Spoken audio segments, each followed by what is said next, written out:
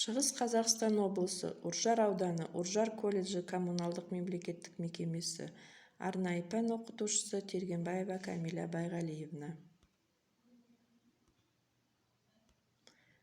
Сабақтың тақырыбы салқын сусындар.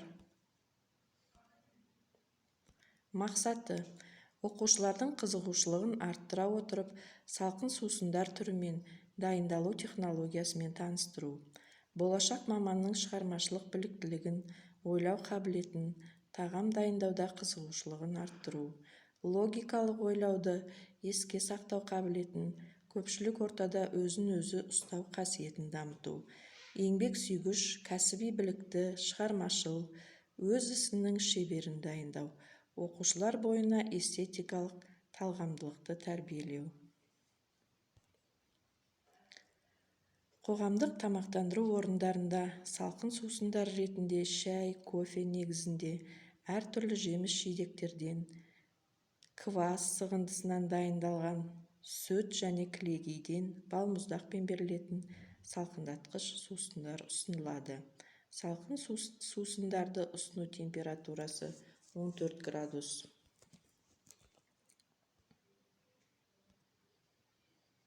Жеміс-жидекті сусындар.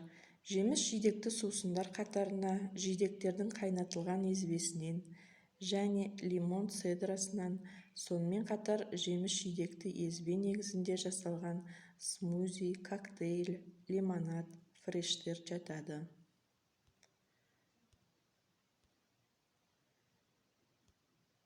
Фреш – көкөніс немесе жемістерден жаңа сығып алынған шырын.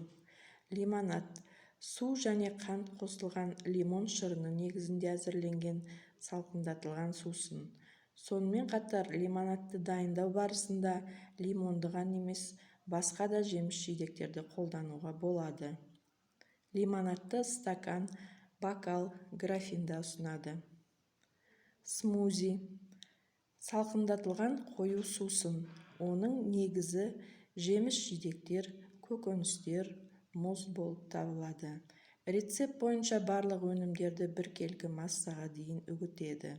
Смузиді стакандарда, бокалдарда, түтікшелерімен немесе десерт қасығымен ұсынады. Коктейль – бірнеше өнімдердің қоспасынан алынған салқындатылған сусын. Коктейльдер алкогольді және алкогольсіз болып бөлінеді. Алкогольсіз коктейльдердің арасында сүтті және шырын негізінде жасалған коктейльдер кең тараған.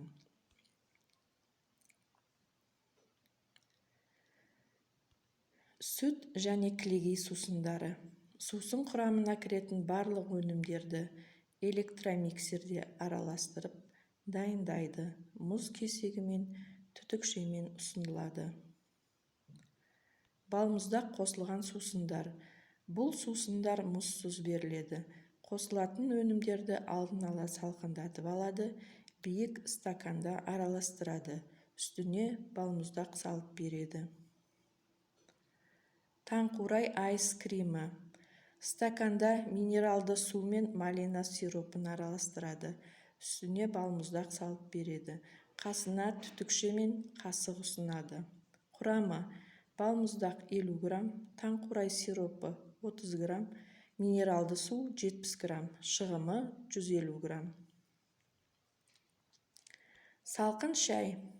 Шәйді фарфор шәугіміне сүзіп, қант қосып 10 градусқа дейін салқындатады.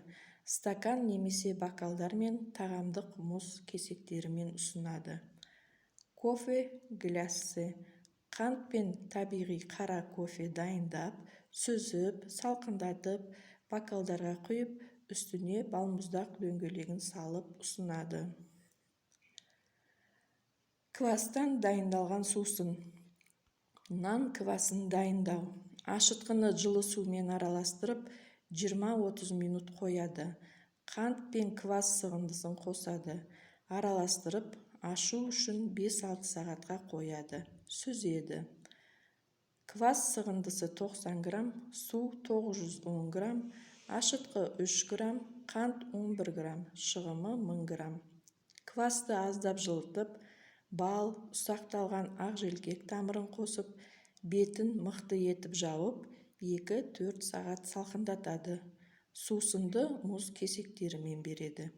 Нан кыбасы 985 грамм, бал 25 грамм, ақжелкек тамыры 39 грамм, шығымы 1000 грамм. Мүкжидектен дайындалған сусын. Мүкжидекті үгіп, шырынын сығады. Сығындысына ыстық су құйып, 5-8 минут қайнатады, сүзеді. Қайнатпа суын қантпен араластырып, қайнау температурасына жеткізіп, мүкжидек шырынын қосып салқындатады. Мүкжидек 132 грамм, су 1015 грамм, қант 120 грамм, шығымы 1000 грамм. Лимон немесе апельсин сусыны. Жемістерден қабын алады, жіңішке сабаншаларға турайды, ыстық су құйып, 3-5 минут қайнатады, 3-4 сағатқа тұндырады. Сүзіп, қант қосып, қайнауға жеткізеді.